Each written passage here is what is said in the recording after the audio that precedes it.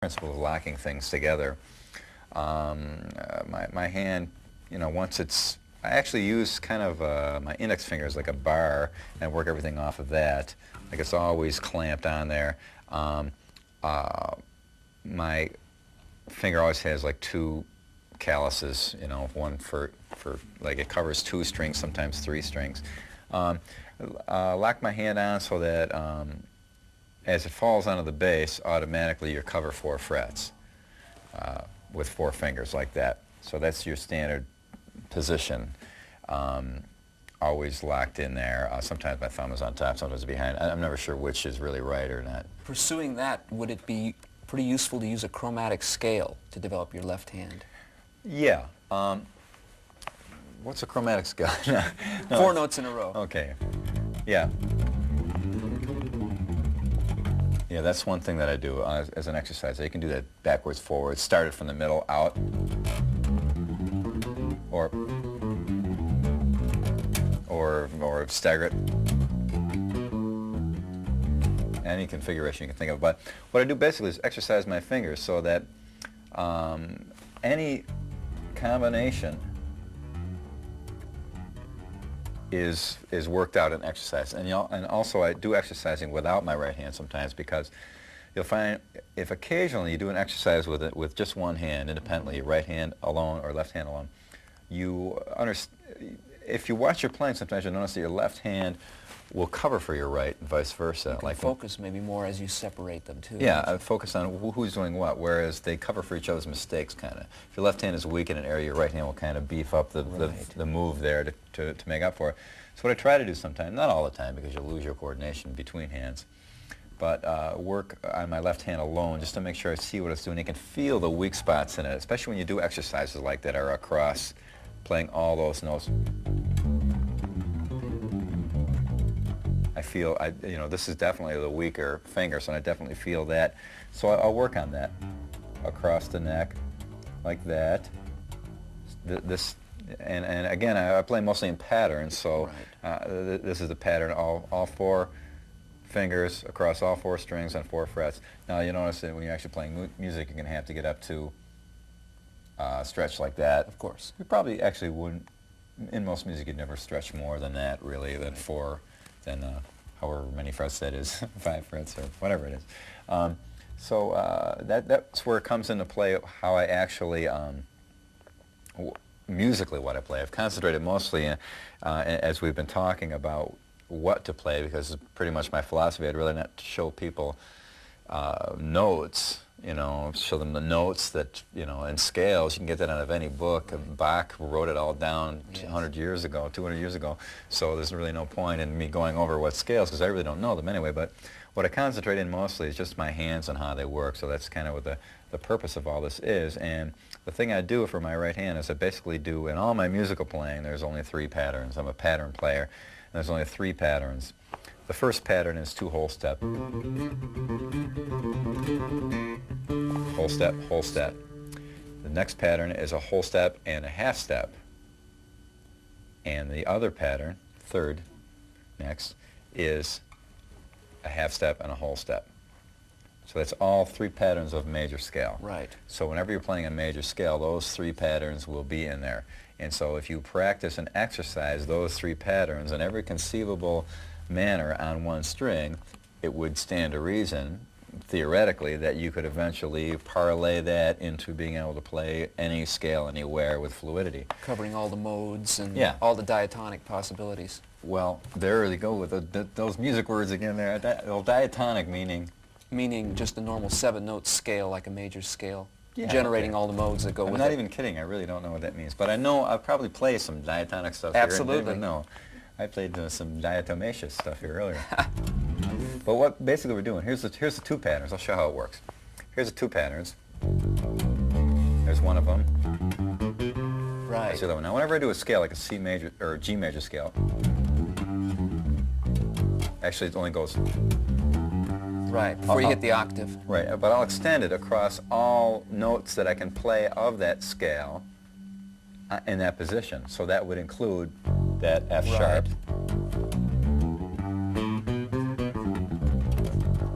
So that's all the notes of the G major scale In in that that position. position. Exactly. Yes. So then you move up to that. That's the other pattern of the two whole Exactly. steps.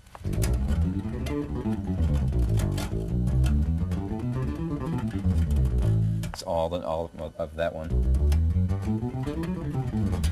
Did I do anything diatonic yet? They're all diatonic. You're on safe ground.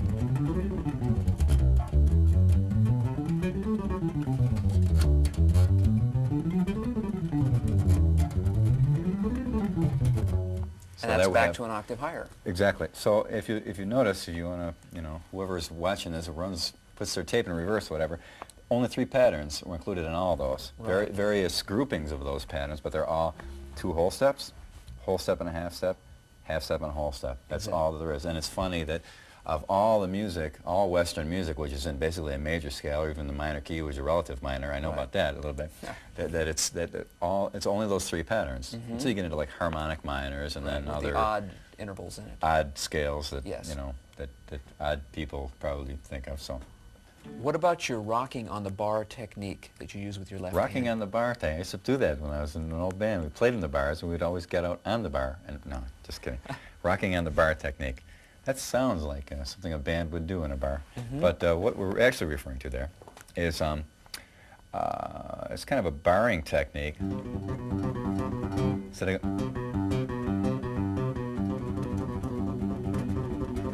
you actually play with this part of your finger. So you cover, the string is on the tip and then this middle part. So we got to get us that little snap of that joint. So that little hula dance kind of thing there. It's like a hinge almost, isn't it? Yeah. Or a collapsing kind of effect. Yeah, so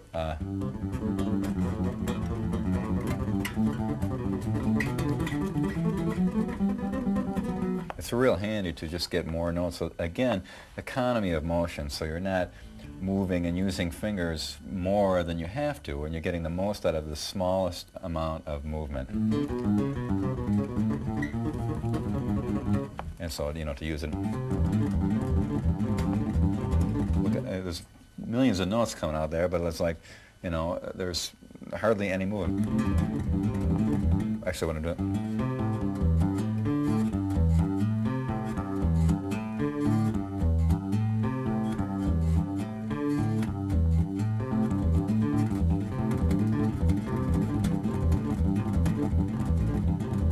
With that barring technique. And after a while, you get calluses right there, I'll bet. which is different than the callus there. So Again, this involves some recovery muscles, doesn't it? it's a different muscle because it involves a muscle that makes your finger push down and then all of a sudden snap. Right. Get this little snapping thing. Some people's fingers just don't do it.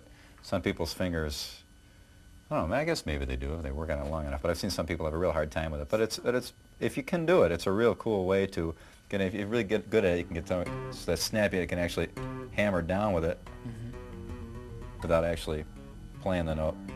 You really get that snap wailing down on that thing. So it's a real handy thing, and it really helps me out a lot of my playing. I use it a lot, just to make up for lack of a finger being there. It's real handy. I understand recently you went to Japan as a soloist. Could you tell us a little bit about that? I went over there on the auspices of Yamaha, and they did, matter of fact, the TV commercial, that I did with Yamaha. They ran that before the show and everything like that. I did a couple of neat, like the double tap thing. I used a lot in the commercial.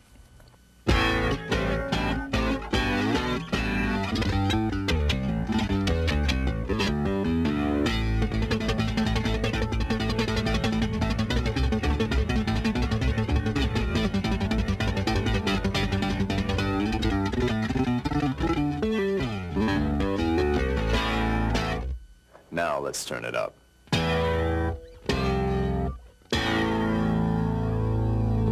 Yamaha has been a great help to me in a lot of aspects of my career.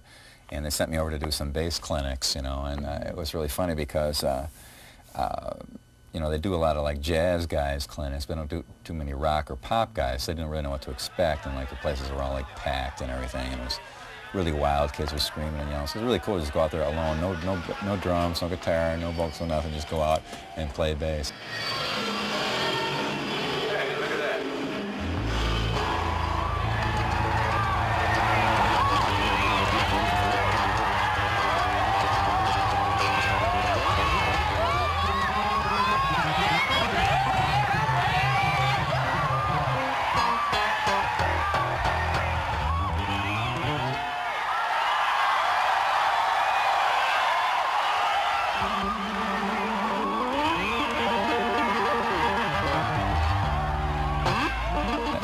cool experience. Japanese people were so incredibly great to me. It's really like being on a different planet there with different language and everything is different. So you have extra strength, so you can play bass with big fat strings. So you need the two. It's not like this. It's like this. 今ビリーがやってたようにこのように指を、することによって、一本の指で弾くよりは力が入って、ベースの弦を、弾くことができるということです。どうもありがとう。ございました。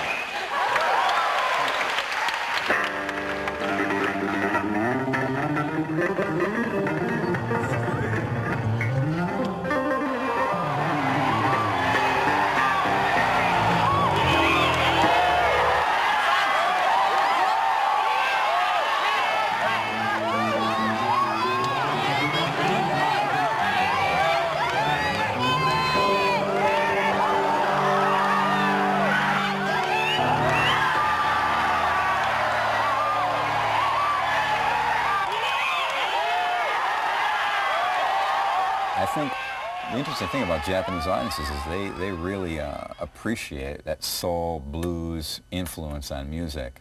And Japanese audiences also can like many kinds of music. Not like in America, it's just, I like only metal, you know, or I will listen only to dance, or I will not listen to anything else but, you know, it's like they listen to everything. Go to a Whitney Houston show, then to a Metallica show, you know, so it is possible to do. I mean, myself, I like a lot of different acts, so it's really interesting to see that. I wish they do that in America, you know.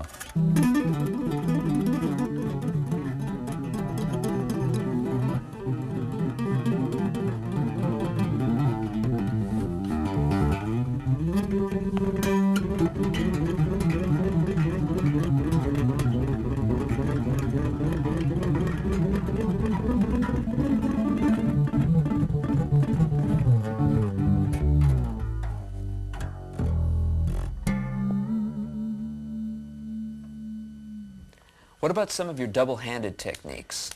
Well, all my techniques are double-handed because I got to use both hands. I mean the tap-on Okay, style. I know what you mean. All right. Trick question. Yeah, right. Well, that actually developed a long time ago when I saw Billy Gibbons with ZZ Top. And when he did that, I thought, oh, great, you can... For, I don't know, in one of their ZZ Top songs we used to do in the old bar band. That's where it kind of came from, and then I realized that after that you could, wow, you can hit that note, and you could even get more off it like that. And initially it was meant to just kind of enhance what the whole band was doing. It eventually turned into kind of a solo thing. You use two fingers, don't you? Yeah, definitely. That's the one thing that makes it different from a lot of guitar players. I see a lot of guitar players, as soon as they do this tapping thing, and bass players too, they do this like real lightweight, single finger little thing where they flip the note off. Now here's already the huge disadvantage. That first of all, your arm isn't anchored anywhere. Right. So if you're running across a 60-foot stage, like I said before, or even in a bar and people are throwing beer on you, stuff like that, you're never gonna find out where you are, and your hand isn't gonna be. You're not gonna really know where you are if you got nothing to really lock to. You're not gonna know where your hand is. So I do the old thumb again, locked on somewhere, like on the edge of the neck. Usually is a good spot.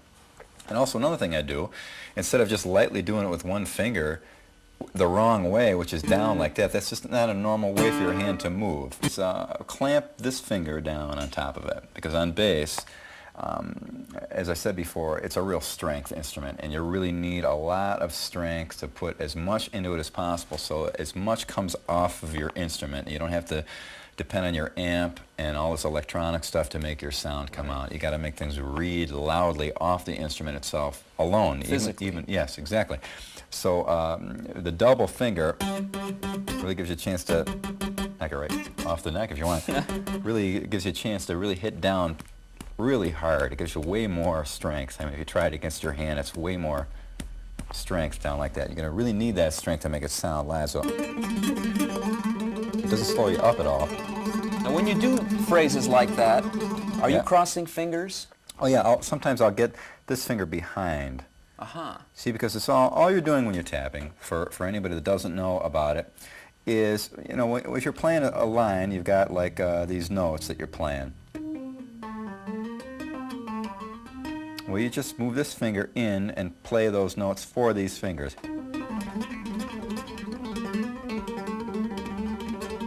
So you're like, you can actually do a double on one finger, a trill like that. I used to drive keyboard players crazy because they couldn't figure out how I was doing that in the early days. So you're hitting down, pulling off, hit down, pull off, down, off, down, off. That's an interesting technique. And you can move it too. And then move out of the... See how the thumb is always right there? Right, an anchor point. That way I'll always know that I'm going to hit right on that G and I get that real strength thing. Because I've just, again, I've seen so many guys go out on stage with this incredible technique, you can't hear it. You can't, it doesn't read because there's no strength behind it. Always, you know, everybody spends too much time practicing at home alone. You should be out really with a band playing live and getting the kind of experience you really need to know what works and what doesn't. Because there's a purpose for learning all this stuff. And it isn't necessarily to sit in your bedroom and use it, you know, for whatever you're going to use it for. But the purpose of it is to perform and communicate and create music. And in order to do that, for my money, you got to do it live. So a lot of these techniques are meant, particularly, there may be a lot of other techniques that work very effectively, but this is meant to get out on stage and use under hot lights, with no monitors, with feedback, with everything. Something you can rely on. Exactly. So again, like just a couple of moves, like a... Oh, wait, I saw you reaching down there. Now, what exactly was that all about? Well, let me think now. Oh, okay, so if I was going to get... I need that note there. It's just an idea of how... Hands crossing over. Yeah, it's an idea of how things kind of get invented, you know, indiscriminately. They just come up. Instead of now, my arm is tucked into my body and I'm doing this position. Now if I need that note down there, this hand is free, it's not doing anything. Right. Now do I change my whole arm position to stretch down and get that? Or can I keep it in the same place and use that? Yeah. Way easier move. More efficient, isn't it? And it looks better too. So you go over here. I mean, people are like, whoa, what the hell was that? But actually, it's way easier to do. Sometimes some things are good because they make it look harder than it actually is, but sometimes they're actually useful. Like over the neck things. When I first did that, when I first went over the neck, I found that it was easier for me to get those two harmonics there than like this, because your hands curve this way. When you put them over the neck, they flatten out. So you want that flat for those harmonics like that. So it always tended to flatten out, be a little easier to do, even though everybody thought it was total showboat. It actually had a purpose there to be used. So again, so when you go behind like that, sometimes there is a use for it. And there's all kinds of ways you can do hammer-ons, as long as you understand what notes you're going for. The basics of it are to get that real strong, solid blast on that. So if you can do that, then your choice of notes is totally up to you, whatever you end up wanting to do.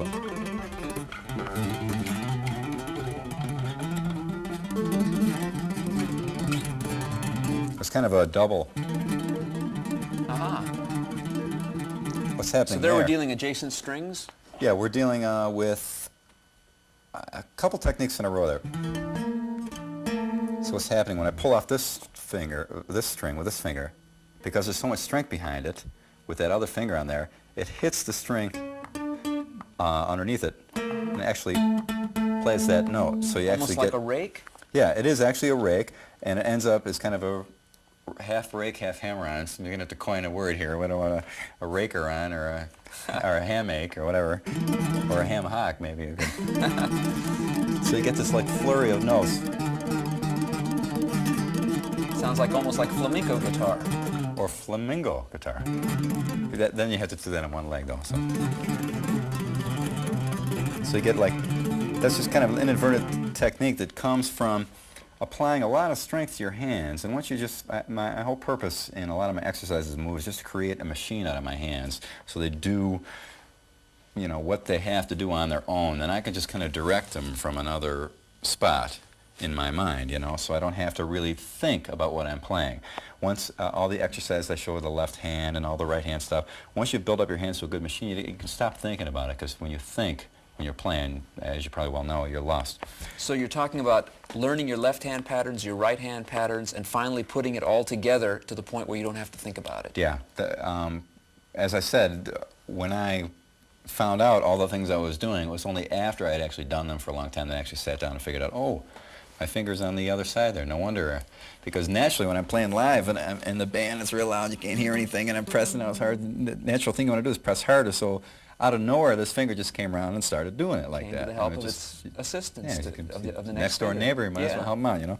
So, you know, it kind of naturally occurs like that, and it's kind of a natural evolution of thing. And so then, again, a lot of this stuff began, I played in a three-piece band for almost my whole life, and so we always had to cover for other players. So I would, the hammering things, like in Schizoid Man, we used to play by King Crimson, that one, there's a soprano sax trill right in the middle of like, that, so I had to get filling that in the there. missing part. Yeah, so I always had to fill in the extra guitarist or keyboard player. So that's where things like, always at a double octave. Yes. Basically. That almost sounds like a pianistic technique. Yeah, it's kind of a, well, if you locked or your... a drum pattern. Yeah, it's Something percussive. it's drum patterns, whatever you might want it to be.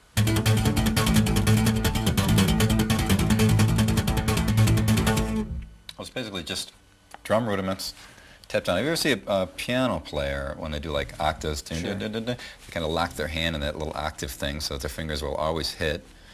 And so I kind of do the same thing. Again, trying to, it kind of looks kind of Star Trek-ish, I know, but lock my fingers together like that. So it's an octave. Right. And then this hand, the same thing down here. It's not the same position for me personally, just because that finger doesn't fit there as well. But I try to double up on this finger to get that low note to sound really well, and I just hit like if you're just riding along on an A.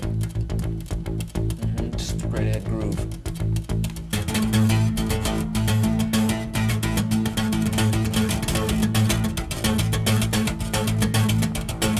A little more interesting way of doing it rather than... More colorful, more energetic. Yeah. And they can move it around too.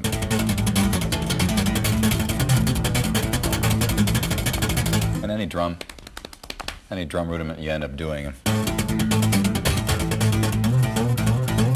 And then from that I got into fifths, where you can actually tap fifths too, where you do...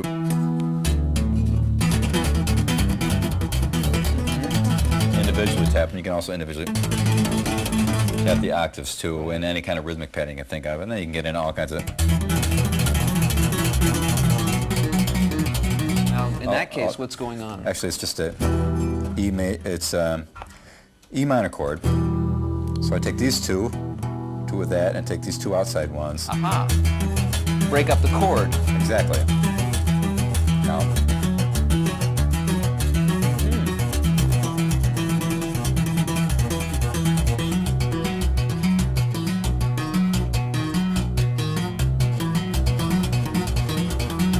So anything you can imagine chord-wise. sound.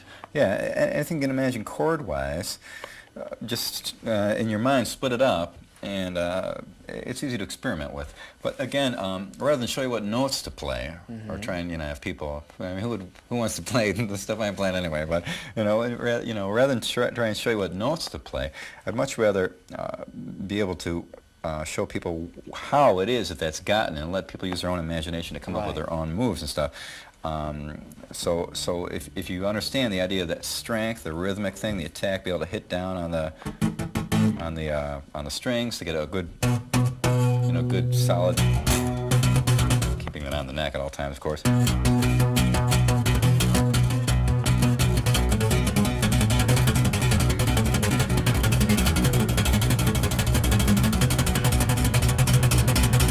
So anything you can imagine you can do in there. So once you get the actual hand technique down, because so many people try and show people what what notes to play, but I think if you really know the technique, you can come up with your own notes. Probably be a little hipper, And basically, that's what we've been covering is techniques, and hopefully that they'll lead to the creation of a new style, as they did in you with somebody else, using the same foundation type techniques. For someone to take whatever they want from me, and hopefully they'll come up with something better and expand on a thing. Because every time like I said, I saw Billy Gibbons do I thought, how great, and that eventually turned into all that stuff. Well, actually, all I got was one little thing from him. So hopefully, you know, whatever anybody gets off me, they can extrapolate. I love using that word. Yes. From that, you know, any kind of you know, concoction they can imagine. One last point. What about tapping harmonics? I've seen you do that a lot. Oh, yeah. Well, actually, what that is once you get your technique down to the point where you're really hitting strongly, almost anything you hit is going to come out as a harmonic. Anywhere along the string, too.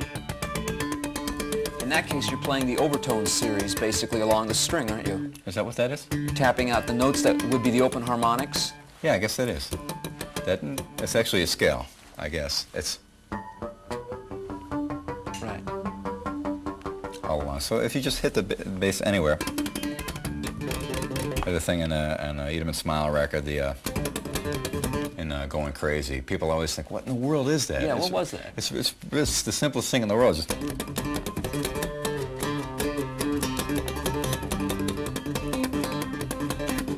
again, kind of a drum rudiment thing, only tapping harmonics. You get a little distortion and compression on your bass, it brings those harmonics come ringing, ripping out of there. Get them out like that. It works everywhere.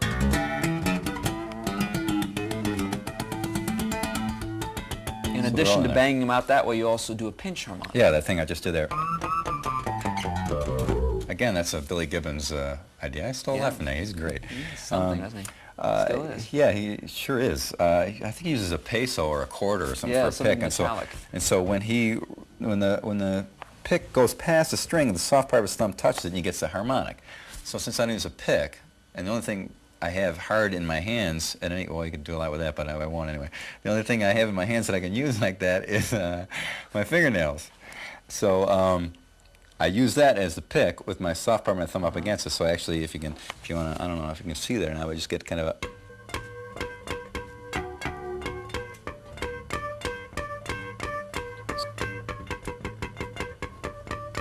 See that? So the advantage of that is you get a real power to that real. So live, you got Riemann distortion and everything. You just get those kill harmonics that just watch, people drop in the crowd. It's unbelievable. Could you tell us, in your opinion, what should a good bass solo do? Well, like any solo, it should be an element of the song, it should be an extension of the song, also an expression of the individual's spot in the band, in the song. It should be connected. A lot of solos are kind of non sequitur these days. A lot of guys are just riffing mania without any real connection to the song. The guitarist I'm working with now, Paul Gilbert, is a good example of someone who can just scream on his instrument when it comes time to knowing a song and playing within the context of the song. He amazes me. The kid is 22 years old, and he's really an inspiration to me, as a player. He used to come see Tallis and sit out in the audience, and his band used to open up for us in Pittsburgh. Now to be working on it, it was really interesting to see the evolution he's taken. And I think he's gone ahead so fast because he really understands the value of a song. So therefore, a soloist, especially a bass player, you'll find generally most of the band's going to have to come down in order for a bass player to solo, because you can't necessarily cut through sound like a guitarist can. Guitar is higher pitch. So when things back off, you'll find you're more work directly with a drummer, or when things turn down, or by yourself. So you have to really, therefore, know even more the elements of the song to be able to keep the idea and spirit of the song there while everyone else is gone. Mm-hmm. So it's even more important, where guitarists can solo and can kind of step out of it a little bit more because the whole band is moving around behind them and they're holding it together with them. When the bass player does a solo, it's like, you're standing there naked, so you have to really come up with something, so to speak. And so what I generally do is, what I know about the modes and keys and things like that, I try and just get real familiar with a key and the moves of a song, kind of stay with it. And you don't necessarily have to go speed demon craze to have a good solo. Some of the most effective solos and bass lines, the most memorable ones, are not all that complicated or complex or wild. It's just they're basically element of the song. If you hear like a Sure. You know what song that is already. You know, Cream. so many bands. You know, like oh well, I won't go into a million examples here, but you know, just to give an idea what the song is, the bass should really carry it, and like you know, Stump the Band, it will play in a bass line. You should be able to tell what the song is from the bass line. That's how much the song should contain the bass line. It should be, you know, where nowadays you could never play Stump the Band with just the bass line. Right. What song is this? You know, it could be one of 100,000 songs that are out there now, because they're all, that's what the bass line is in most of them, you know. So you move around a little bit, and I think that's the element that you have to have in solos. And as I said before, all the fast, wild stuff that a lot of people focus in on certain players that do that stuff, and that's really cool, and it's fun as a riot to do. I love doing it. I'll do it for the rest of my life. But just understand that it's only a small percentage of playing. Major portion of your playing is right with that drummer, just wailing away with that guy, just moving. When he moves, you move. When he breathes, you breathe. You know, when he blinks, you blink. And I've really worked with drummers a lot, where no matter what we do, it happens together. Even things totally off the top of our head. You know, you really have a magic with the drummer when you can just all of a sudden, you know, just be playing along and just take a quick left turn, and there he is, like right next to you. Yeah, I'm still here with you, you know. So, or he can do the same thing, and you're right with him. You know, that's really the true test. So anyway, get back to soloing. You can go as wild as you want, and some of the techniques and stuff and ideas, I hope that's a building block for a lot of people soloing. But I hope it's also a building block to understand the bass as a whole instrument, rather than just dung, dung, dung, dung, you know, or as just a flailing maniac thing. It's all of those things, you know. Would the same hold true for an unaccompanied bass solo? Well, for an unaccompanied bass solo, you're pretty much free. I mean, you're free to do whatever you feel like. Do you look you for know? structure, though? Do you look for Yeah, memory? I kind of stick around in a certain area, move around, get an idea of things, build little things up. As I said, most of my stuff's come from playing live, and I've thought it up on the spot. Most of my solos, it was just like, solo time, go, and who knows what was going to come out. The downside of that is sometimes it'd be like, oh, it was a little bit too experimental tonight there, Bill, so, you know, I don't know. And the upside of it, once in a while, you would hit the nail right on the head, and it would be total magic.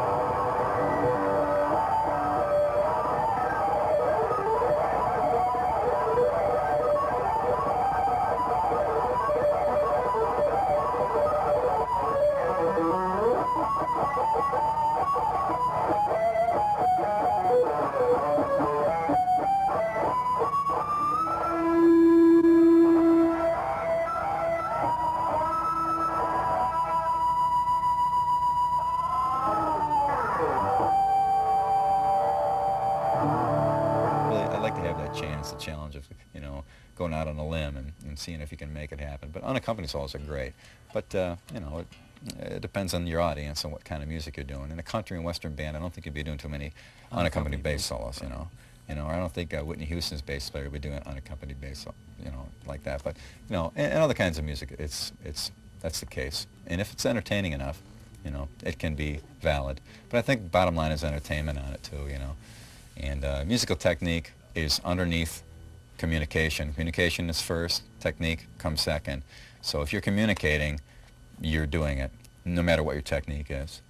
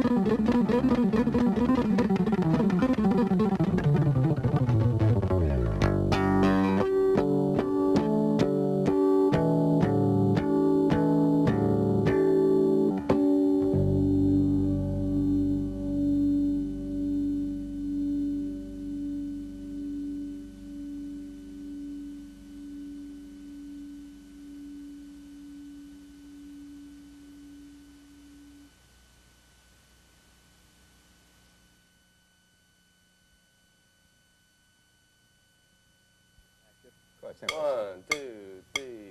Now available from Cherry Lane, Billy Sheehan Bass Secrets transforms your technique into powerful performances. Billy explains application and presentation. In-depth interviews with Wolf Marshall cover working in a band setting, and extensive footage with drummer Pat Torpey from Billy's band, Mr. Big, shows how a dynamic rhythm section functions in studio and on stage. Also available from Cherry Lane, Rock with the Pros. Cherry Lane's music folios feature note-for-note transcriptions of the best music ever recorded. Standard notation and tablature versions of the hottest hits and rock classics include tips on how to get the same sound you hear on the record. Guitar, bass, and drum editions let you play it like it is. Where there's smoke, there's guitar recordings. All new material by Leslie West, Billy Sheehan, Jennifer Batten, and others, along with the latest releases by Randy Coven and Blues Saraceno. The hottest instrumentals from the hottest guitarists around, guaranteed rock and roll. And it's all from the same people who bring you the best-selling guitar magazine in America, Guitar for the Practicing Musician. Articles on the biggest bands and the best players in the business, updates on the newest equipment, interviews, posters, and about $30 worth of sheet music every month. Subscribe now and save. For more information on any of these products, call us at 1-800-331-5269.